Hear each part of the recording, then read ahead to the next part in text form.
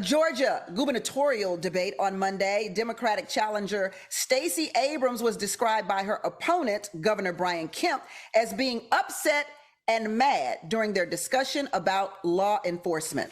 U.S. Representative Val Demings was also criticized as being too strong, too hot, and perhaps a tad angry during her debate with Senator Marco Rubio. What are your thoughts on this? Does the angry Black woman card still impact who white voters see Black women as in politics? This is a good one. I like this one. I like it. Go, Alicia. Well, yeah, I mean, it does still, all the stuff that they keep doing, they do it because it has been effective in the past. But when I hear these angry tropes and all this stuff, I just realize they know that they're getting their asses handed to them and they're desperate. Those women showed up. They were educated, they were intelligent, they were not angry, they were passionate. See, white women get called passionate. We get called angry. They were passionate, and you should be angry about things like police brutality, even if they weren't. So I don't know. He's playing to his base, and people know what it is by now. They know what it is anyway. And these women are the bomb. So I don't care what he calls them. Hopefully he'll call them governor and senator and the things that they're going to win soon. Yeah, I don't understand how you can be too strong either, especially when you're getting into the game of politics. Ed, what you got? And Alicia nailed it. The strange part about it is how easily it flows off their lips, right? Like, this isn't the first and this won't be the last, and it's not regional to just Florida. But we get it, we hear it.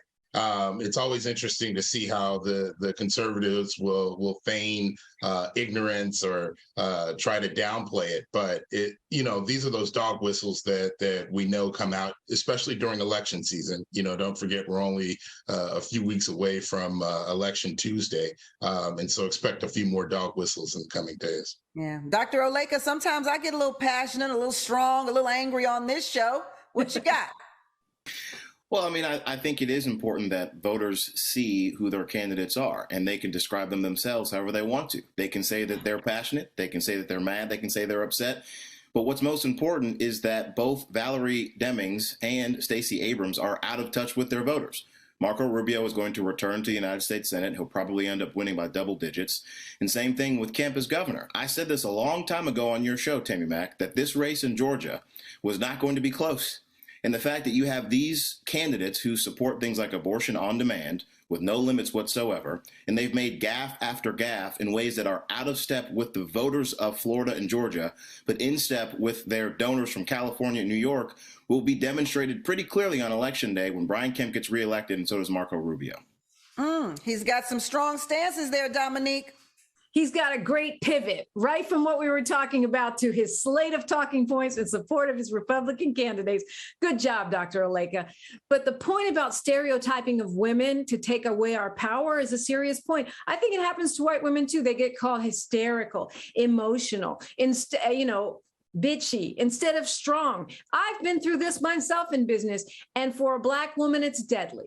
People criticize the vice president for smiling and giggling. Well, I believe that's a defense mechanism, because if you don't do that, you get labeled as the angry Black woman. Remember the fist bump on the campaign trail? Black power fist bump, supposedly between husband and wife of the Obamas. This is a lethal stereotype, which will totally neutralize your political and personal power and turn you into a caricature. And I'm glad we're pushing back on it on this show, Tammi Mack. I'm glad you put it in the conversation, because we need to be able to recognize it just as readily as we recognize watermelon eating or whatever other stereotypes we easily recognize and condemn. The trope of the angry Black woman is not fair. As Alicia said, we have a right to be angry about certain things. Number two, we should be called strong and powerful leaders, not threats. And I think it's great that we're exposing this.